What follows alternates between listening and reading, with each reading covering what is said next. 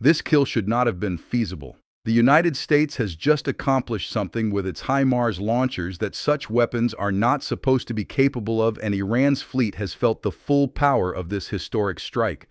This is a statement to Iran and the rest of the world that the U.S. military is capable of doing something no other military has done before. We've just watched the U.S. demolish Iranian ships with ballistic missiles fired from a launcher designed primarily to kill stationary targets, and this might forever revolutionize how the U.S. wins naval warfare.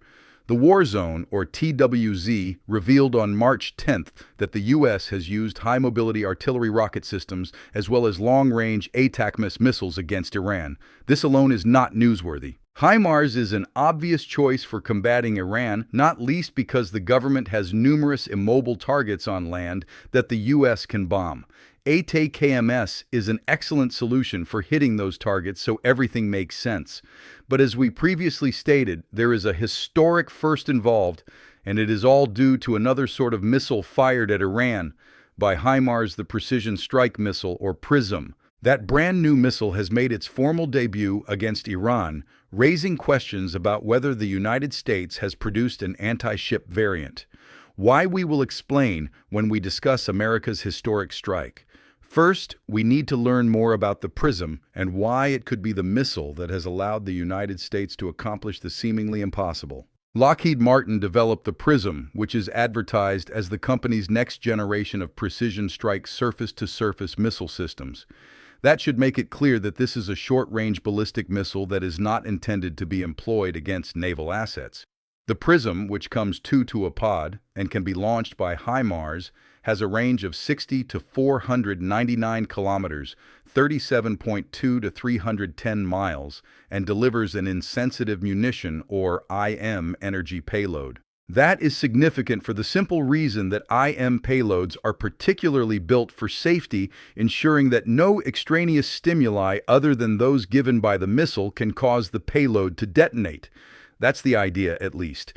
Iran swiftly realized that an IM energetic payload that performs its intended function is sufficient to sink ships. According to the Defense Post, the PrSM allows the U.S. to instantly hit time-sensitive targets using mobile ground launchers like HIMARS, which it already has in the field. We know that the U.S. has a large number of bases around Iran, thus HIMARS systems are almost certainly located there. All the U.S. had to do was deliver its 816-kilogram or nearly 1,800-pound missiles where they needed to go, and Iran would be a target for this new ballistic missile. We've seen plenty of proof that the U.S. has been firing missiles from its HIMARS launchers, which are also being used to launch PrSMs. U.S. Central Command provided some evidence of this by posting a video on X that showed multiple PrSM launches from an unidentified site. Long-range precision strike missiles. PrSMs were employed in combat for the first time during Operation Epic Fury, offering an unequaled deep strike capability, according to CENTCOM. Though it didn't provide much more information beyond displaying a few launches, another X account called Egypt's Intel Observer did. It posted a video of a PrSM launch from a station in Bahrain indicating that the U.S. has been shooting the missile from at least one place. Bahrain happens to be within striking distance of the Iranian mainland. Perhaps more importantly, any missiles fired from the U.S. base in that country would have to travel across the Persian Gulf. What we've just observed indicates that a crossing may not have occurred at all. Rather, from targeting Iran's territory with its new ballistic missile, the U.S. attacked a vessel. That's the impossible feat associated with the world's first use of PrSM, and TWZ describes what happened. The outlet sought to clarify comments made by Dan Kang, chairman of the Joint Chiefs of Staff of the United States Air Force, who stated that the U.S. had sunk 50 of Iran's ships in the first 10 days of Operation Epic Fury, using a combination of artillery fighters, bombers, and sea-launched missiles. The mention of artillery should perk some ears here. When TWZ asked what that meant, an unnamed U.S. official responded that the artillery alluded to the employment of HIMARS against Iranian Navy ships. That should not be feasible. That is not what HIMARS is intended for. According to TWZ, this is not what ATACMS launched from HIMARS is intended to achieve. It should also be emphasized that there is no known operational variant of ATACMS that can engage moving targets, therefore it would only be employed against stationary ships, according to the outlet.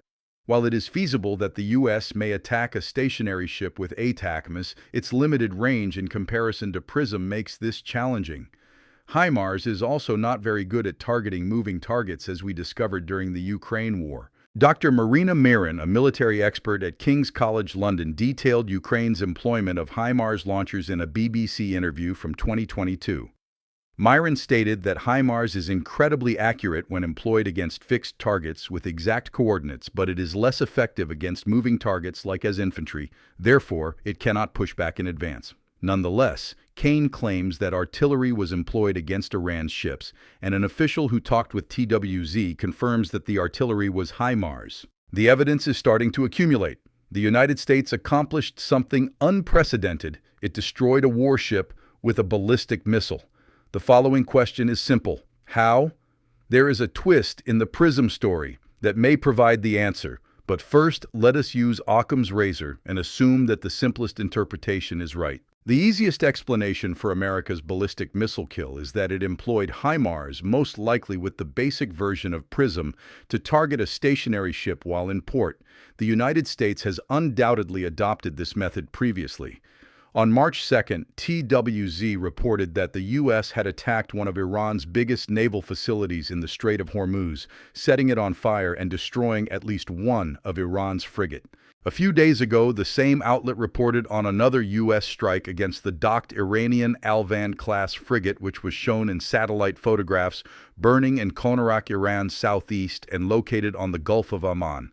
However, there was no confirmation as to what struck these ships, and it is highly plausible that they were hit by U.S. Air Force rather than the artillery mentioned by Kane.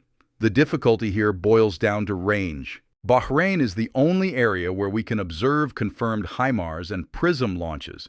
Thus, we can use that as an example. The shortest distance between Bahrain and Iran across the Persian Gulf is around 120 miles, according to TWZ.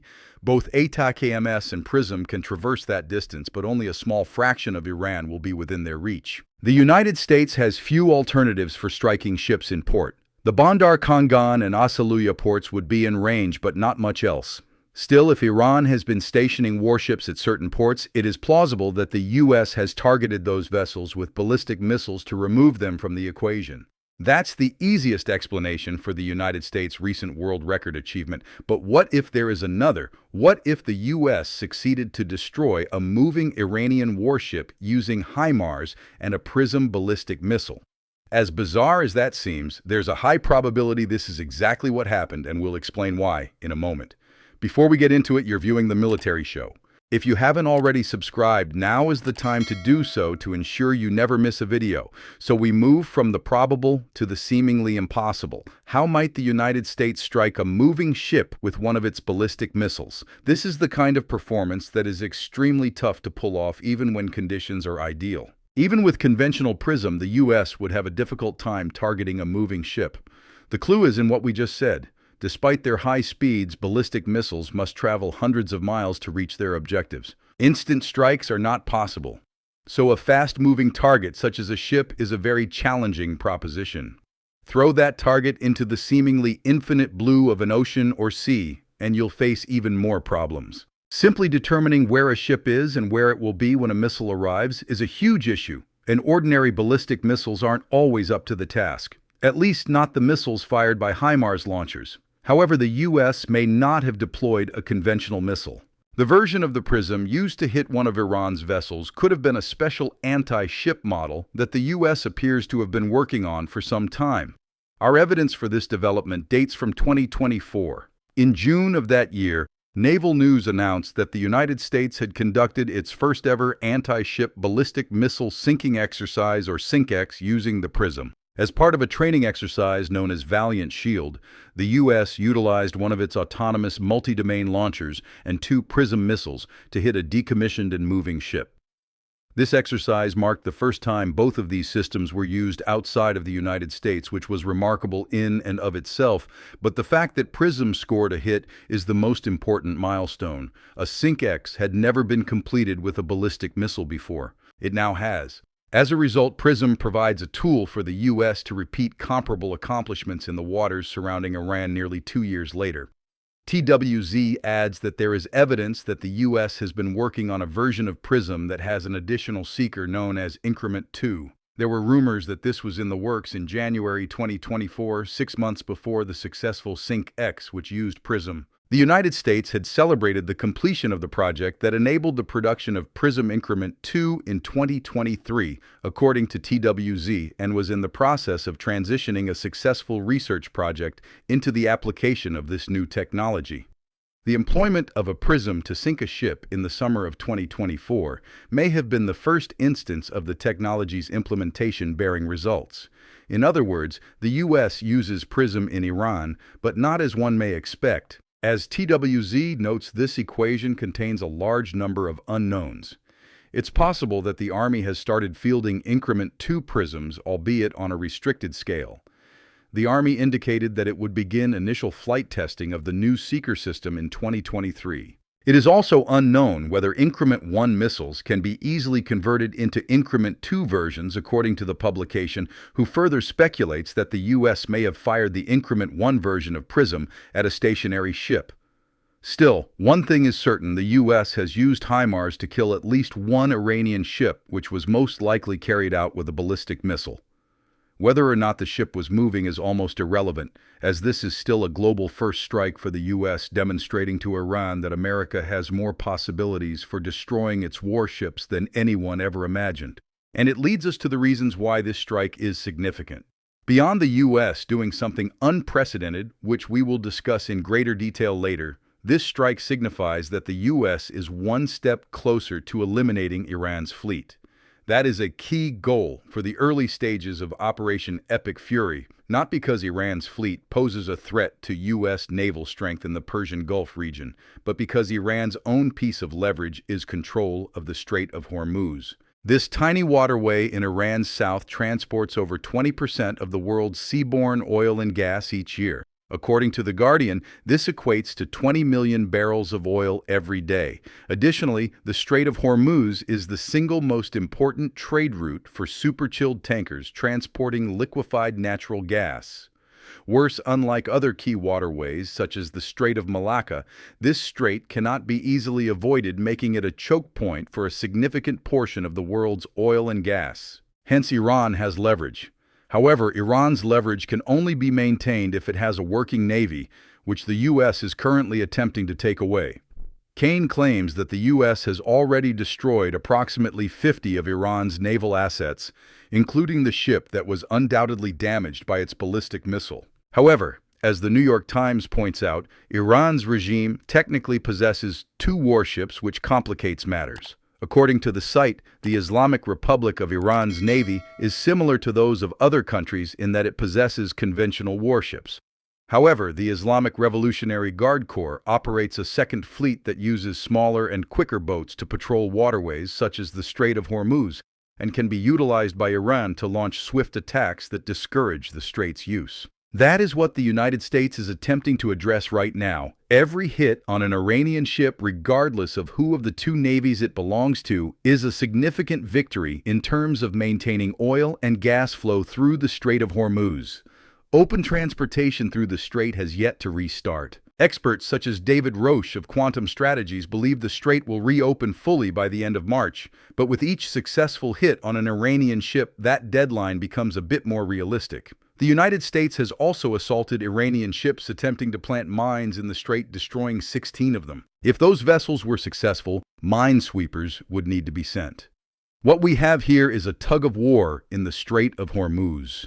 The discovery that the United States can now attack ships with ballistic missiles adds to Iran's problems in a naval conflict that it is obviously losing. Let's get back to why the U.S. utilizing a ballistic missile to destroy a ship is so significant on a broader scale. As TWZ points out, the U.S. military has been attempting to catch up in the anti-ship ballistic missile competition for some time.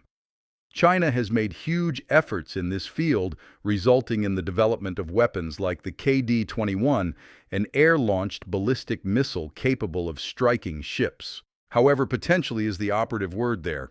China hasn't fought a major battle in decades, and its modernized military is nearly wholly untested.